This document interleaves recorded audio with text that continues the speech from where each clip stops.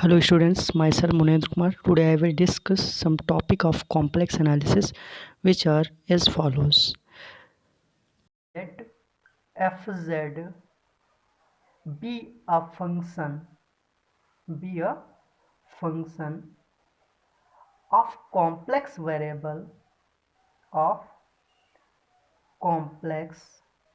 variable z defined in a domain defined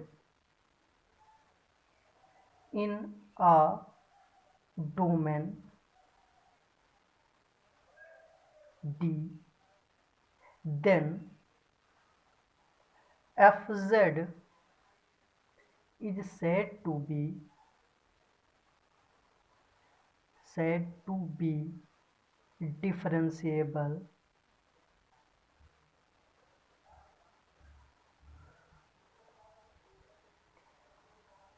at point z naught if and only if at point z naught of D if and only if limit delta z tends to 0 f of z naught plus delta z minus f of z naught whole by delta z exists finitely। तो जिस तरीके से हम लोग किसी function को real variable में differentiability किसी फंक्शन की डिफरेंशिएबिलिटी रियल वेरिएबल में चेक करते थे, सिमिलर यहाँ पर भी वैसे ही होगा। जैसे वहाँ पर h टेंस टू 0 हुआ करता था, यहाँ पर डेल्टा z टेंस टू 0 होगा और z नॉट कोई पॉइंट है जिस पर हमें डिफरेंशिएबिलिटी चेक करना है। ठीक है, अब हमें दिखाना है कि जो fz है ये हो सकता है fz डिफरेंट पाथ्स पर डिफरेंशिएबल ना हो। ठीक है, हो सकता है जो हमारा fz है वो डिफरेंट पाथ्स पर मीन्स डेल्टा z के डिफरेंट पाथ्स के लिए डिफरेंशिएबल ना हो। ठीक है, ये चीज़ें हमें आगे चेक करनी है।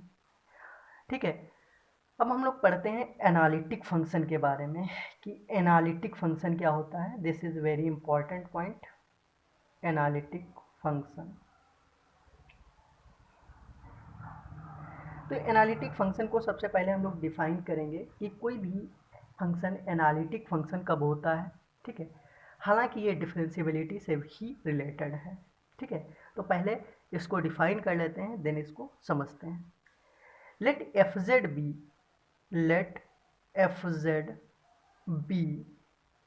अ सिंगल वैल्यूड फंक्शन। ध्यान रखिएगा, हम लोगों ने इसके पहले सिंगल वैल्यूड फंक्शन और मल्टी वैल्यूड फंक्शन के बारे में पढ़ा था। Let F Z be single valued function defined in domain D, defined in domain D,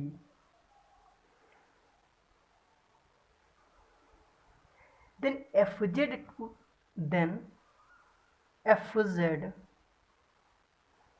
is said to be analytic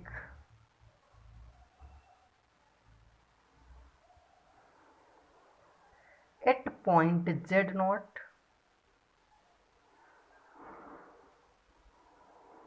of D if it is differentiable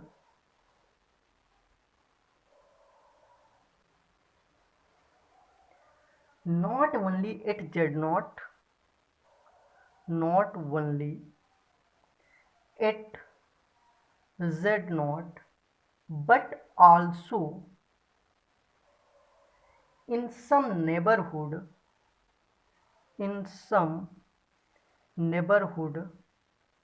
of z naught। तो ये बहुत ही important point है ये कोई भी function यदि F z है और एफ जेड को हमें एनालिटिक दिखाना है, तो एफ जेड जो है फंक्शन ये एनालिटिक कब होगा, यदि एफ जेड किसी पॉइंट जेड नॉट पर, जैसा कि हम लोगों ने कहा कि डिफरेंशियबिलिटी से रिलेटेड है, तो यदि कोई function F Z Z not पर डिफरेंशिएबल हो, मीन जेड नॉट पर तो डिफरेंशिएबल हो ही साथ वो फंक्शन जेड नॉट के नेबरहुड में भी, कहाँ पर, जेड नॉट के नेबरहुड में भी डिफरेंशिएबल होना चाहिए। एज लाइक, जैसे सपोज करिए मैं कोई पॉइंट जेड नॉट यहाँ पर ले रहा हूँ, suppose this is any point Z not, तो फंक्शन जो हमारा एफ जेड है वो इस पॉइंट पर तो डिफरेंशिएबल हो ही, मतलब जेड नॉट पर तो डिफरेंशिएबल हो ही साथ इसके नेबरहुड में भी जितने पॉइंट हैं वहाँ पर भी डिफरेंशिएबल होना चाहिए। ठीक है, तब हमारा जो फंक्शन एफ जेड है वो क्या कहलाएगा, this is called the analytic function. तो ये क्लियर है कि जो डिफरेंशियबिलिटी होती है सिर्फ उसी पॉइंट पर चेक करनी होती है जिस पर हमें चेक करना है, जैसे जेड नॉट, लेकिन जो एनालिटिसिटी है उस पॉइंट पर तो डिफरेंशिएबल हो ही साथ उसके नेबरहुड में भी डिफरेंशिएबल होना चाहिए। ठीक है, तो ये आपका एनालिटिक फंक्शन से रिलेटेड डिफिनेशन थी। कुछ पॉइंट हैं इससे रिलेटेड, वो देख लेते हैं। ठीक है, तो यदि कोई फंक्शन एनालिटिक हो, if a function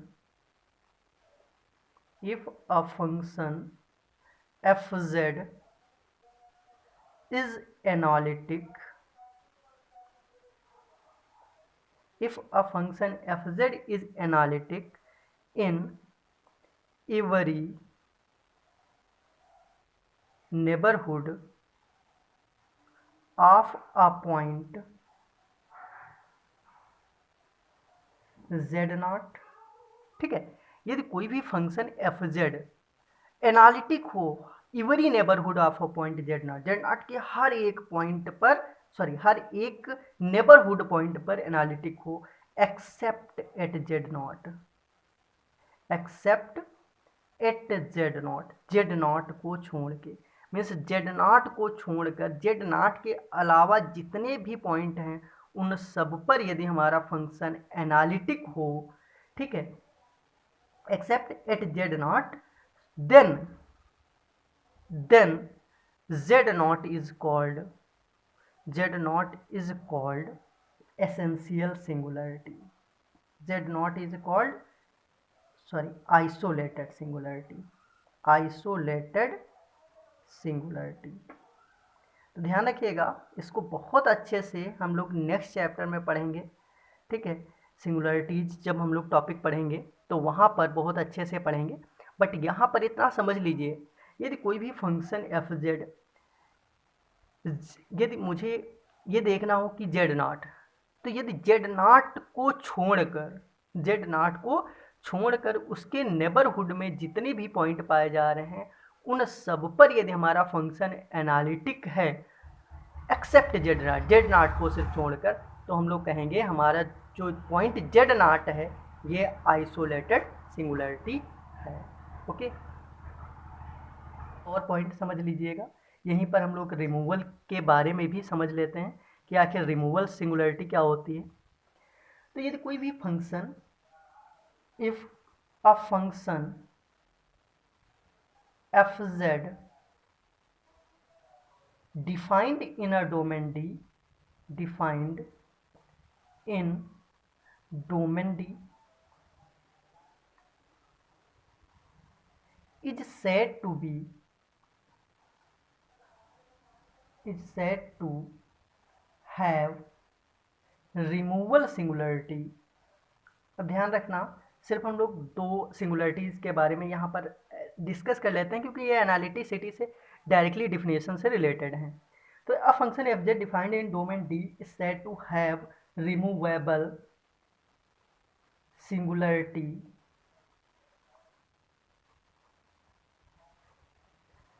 at a point z naught of D if fz is not analytic, at z naught, but can be made analytic,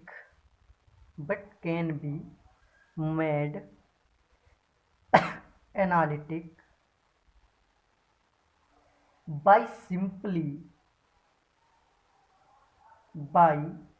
simply assigning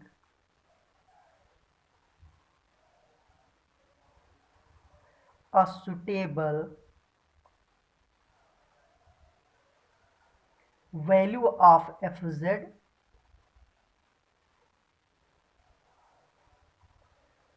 at point z naught,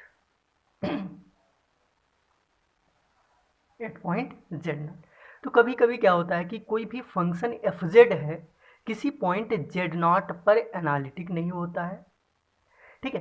तो यदि Z not पर analytic नहीं है तो हम लोग F Z की एक सुटेबल वैल्यू ऐसी चूज करेंगे, ठीक है, पॉइंट जेड नॉट पर, ताकि वो जो फंक्शन है, हमारा जो फंक्शन एफ जेड है, वो एनालिटिक हो जाए।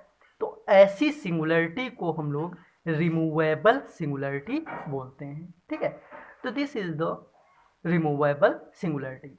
अब हम लोग बहुत ही इंपॉर्टेंट जो एक इक्वेशन है या थ्योरम भी कह सकते हो, which is Cauchy Riemann equation, ठीक है। कॉची रीमा, कुछ लोग इसे रीमान भी बोलते हैं, ठीक है। तो इसे बोला जाता है कॉची रीमान इक्वेशन, ठीक है। तो अब हम लोग बहुत ही इंपॉर्टेंट थ्योरम जो है इससे रिलेटेड कॉची रीमान इक्वेशन, इसके बारे में डिस्कस करेंगे। बहुत ही इंपॉर्टेंट थ्योरम है, ध्यान रखिएगा, ठीक है। इसी से आगे के सारे क्वेश्चन सॉल्व होंगे, ठीक है। तो यहाँ पर कॉची रीमा इक्वेशन में दो कंडीशन होती हैं। एक तो नेसेसरी कंडीशन होती है किसी फंक्शन के एनालिटिक होने की, और दूसरी सफिशिएंट कंडीशन होती है, ठीक है। तो वन बाय वन हम लोग करेंगे। पहले necessary condition for a function to be analytic, and then sufficient condition for f z to be analytic. तो first of all necessary condition,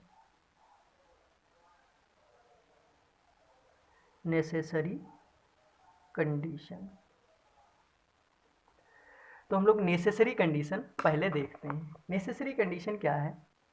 if a function F Z, if a function, इसको ध्यान से देखना, if a function F Z and F Z can be written as u of x comma y plus I of v of x comma y. Here u and v are the real valued functions, is differentiable at any point,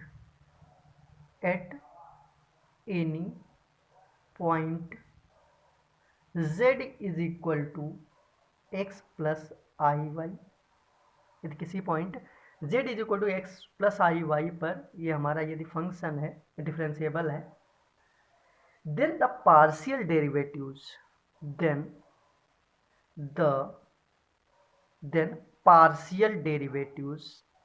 partial derivatives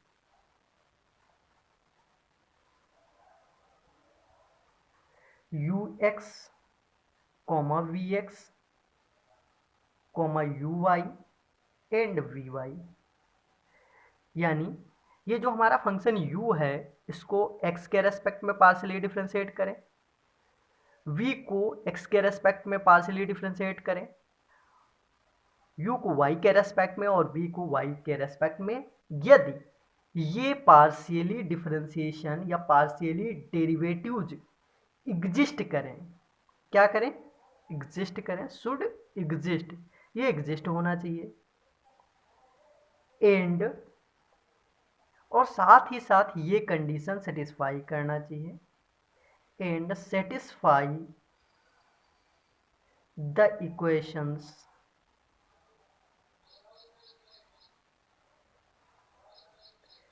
ux is equal to v y comma u y is equal to v x, और यदि ये condition satisfy x होता है, u y is equal to minus v x, ठीक है। तो चलिए इसका प्रूफ देखते हैं। तो वी हैव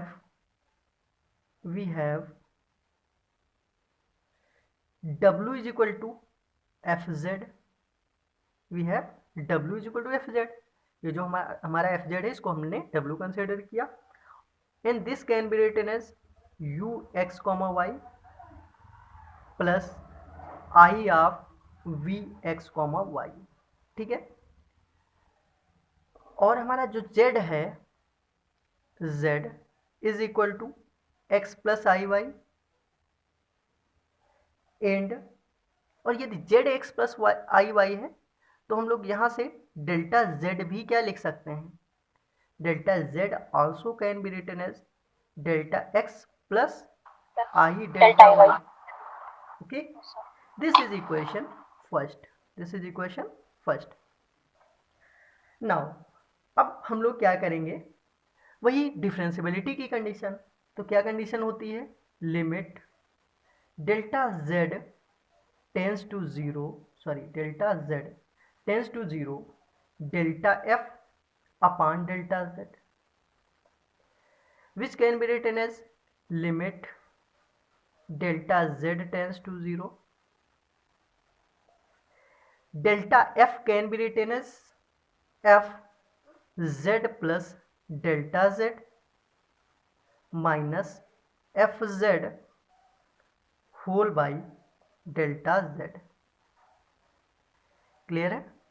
तो इस तरीके से हमारा ये डिफरेंशियबिलिटी यहाँ तक हो गई। अभी इसके आगे हम लोग करते हैं। This is limit delta z tends to 0 u x plus delta x comma y plus delta y minus u x comma y whole by delta x plus I delta y, similarly plus I v of x plus delta x comma y plus delta y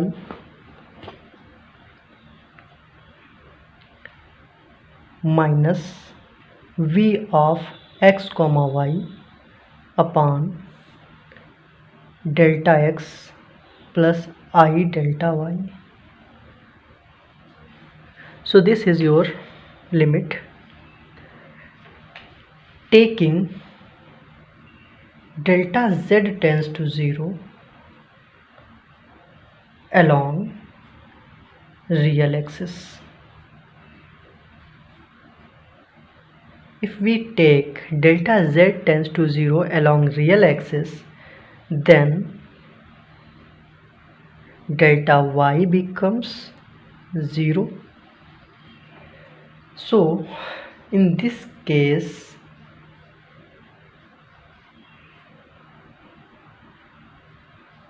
suppose this is equation second. In this case equation second becomes limit delta x tends to 0 u of x plus delta x comma y minus x comma y by delta x plus I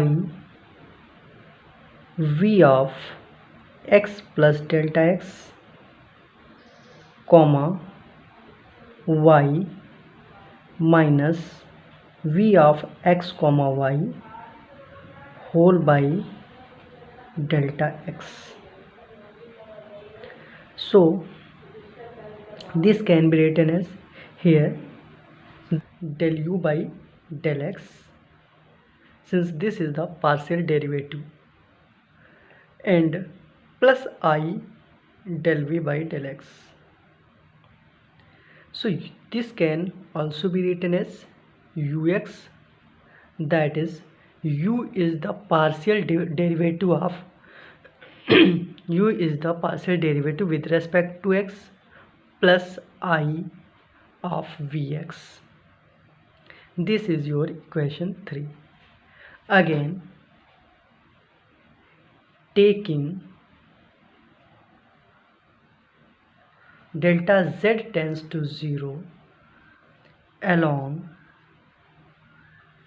imaginary axis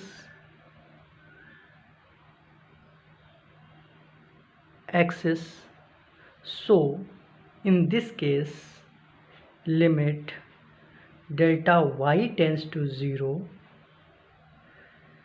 so delta x becomes 0.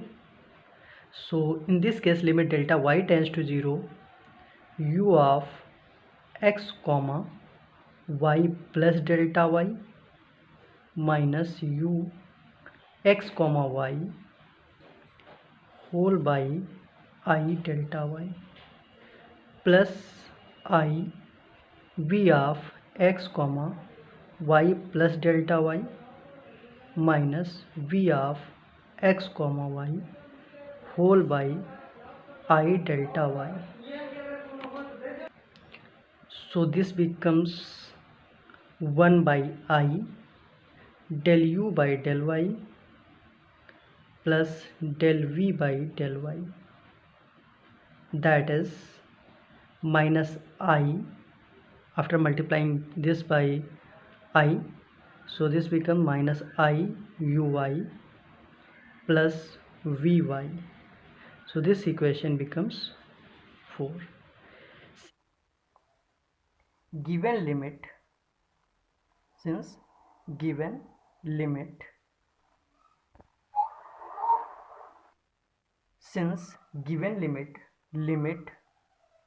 delta z tends to 0, del f by del z is unique. Therefore equating real and imaginary part,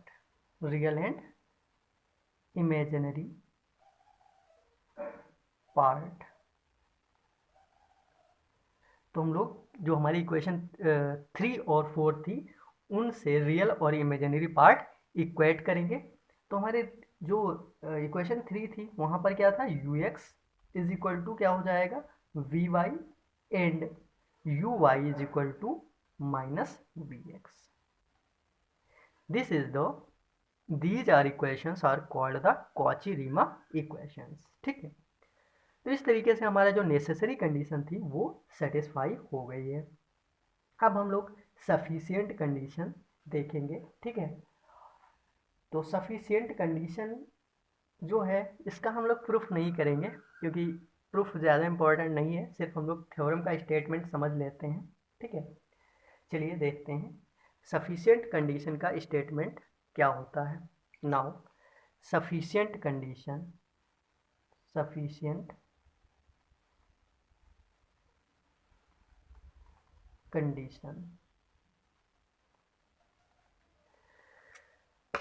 तो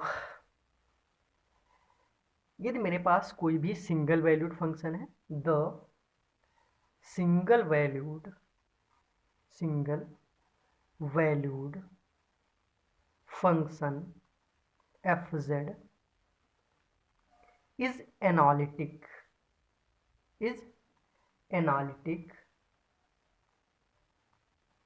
in domain D if the four partial derivatives, वही same partial derivatives की बात कर रहा है but यहाँ पर थोड़ा सा क्वांटिन्यूटी की भी बात करेगा. ठीक है, if the four partial derivatives, कौन कौन से पार्शियल डेरिवेटिव्स थे, u x u y comma v x v y exists ठीक है, जो ये 4 पार्शियल डेरिवेटिव्स हैं u x u y v x and v y, ये एग्जिस्ट करने चाहिए और साथ ही साथ ये क्या होने चाहिए, कॉन्टिन्यूअस होने चाहिए, और continuous and satisfies Cauchy-Riemann equation, Cauchy-Riemann equation at each point of D, at each point of D।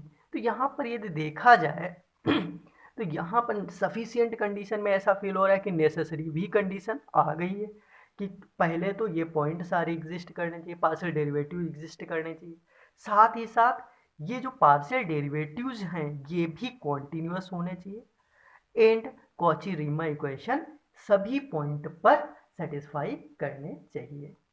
तो ये आपकी सफिशियंट कंडीशन है किसकी, किसी भी फंक्शन के एनालिटिक होने की किसी भी डोमेन में। ठीक है, इससे रिलेटेड कुछ पॉइंट हैं, नोट्स हैं, तो उनको लिख लेते हैं। तो फर्स्ट नोट वन इज,